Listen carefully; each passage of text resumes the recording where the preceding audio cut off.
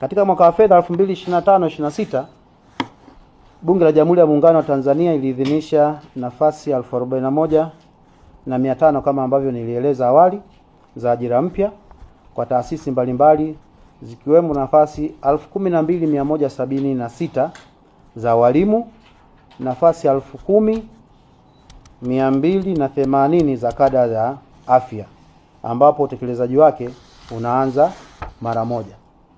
Kikao hiki hapa ninaielekeza Sekretariat ya Ajira katika utumishi wa umma kuanza mchakato wa kujaza nafasi hizo za mwaka 2025/26 pamoja na kukamilisha mchakato wa nafasi zote za mwaka 2024/25 ambazo nilizisema zimebaki. Ili kuhakikisha Sekretariat ya Ajira inatekeleza jukumu hilo, inapaswa waajiri wote watoe ushirikiano kwa Sekretariat ya Ajira. Kama tunavyofahamu, nafasi hizi za ajira hawafanyi Sekretariat ya Ajira peke yao, wanashirikiana na mwajiri. Let's say labda TANESCO wanataka kuajiri mafundi, kwa hiyo lazima watoe specifications za nafasi ile ya ajira, wapeleke Sekretariat ya Ajira, watangaze, ndipo waendeshe usaili. Kwa hiyo tunazitaka taasisi zote za uajiri ambazo zimepewa vibali kwa kushirikiana na Sekretariat ya Ajira watekeleze ajira hizo kuanzia sasa hivi. Aidha, ninapenda pia kutoa maelekezo kwa waajiri ambao Sekretariat ya Ajira imekasimu madaraka ya uendeshaji wa mchakato wa ajira kwa baadhi ya kada, kuhakikisha wanaendesha usaili mara moja ili kujaza nafasi zilizoidhinishwa kwa kuzingatia sheria, taratibu, kanuni na uendeshaji wa usaili katika utumishi wa umma. Ndugu wanahabari, Sekretariat ya Ajira imepewa mamlaka ya kusimamia ajira katika utumishi wa umma. Lakini zipo kada ambazo zinasimamiwa na baadhi ya waajiri, na nyie ni mashahidi. Mtaona kwenye halmashauri wale maafisa watendaji wa vijiji, kata, muda mwingine wanasimamiwa na halmashauri husika, au muda mwingine kwenye idara za afya kule utakuta TAMISEMI wenyewe wanasimamia. Lakini kuanzia mwaka jana tumeanza kufanya hizo saili kupitia kwenye mikoa husika. Yaani kama kuna nafasi zinatangazwa mkoa wa Lindi, usaili utafanyika kule kule.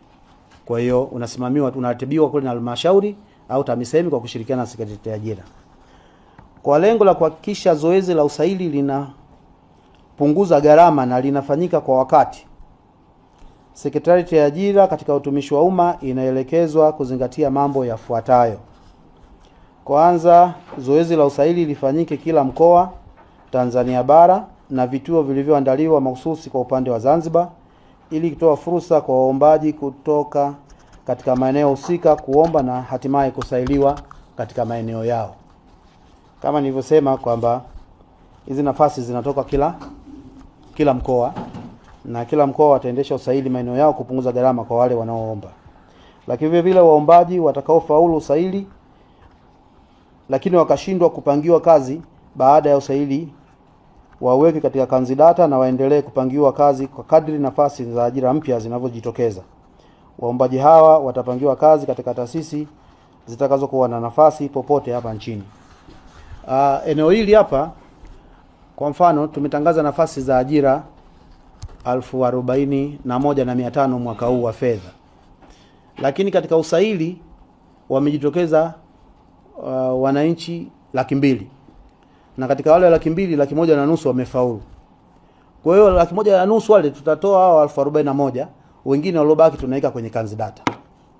Wakiweka kwenye kanzidata, ikitokea kwenye taasisi mtumishi amefukuzwa, ile nafasi lazima tuijaze. Kwa hiyo tunaenda kwenye kanzidata tena, tuitishi tena usaili.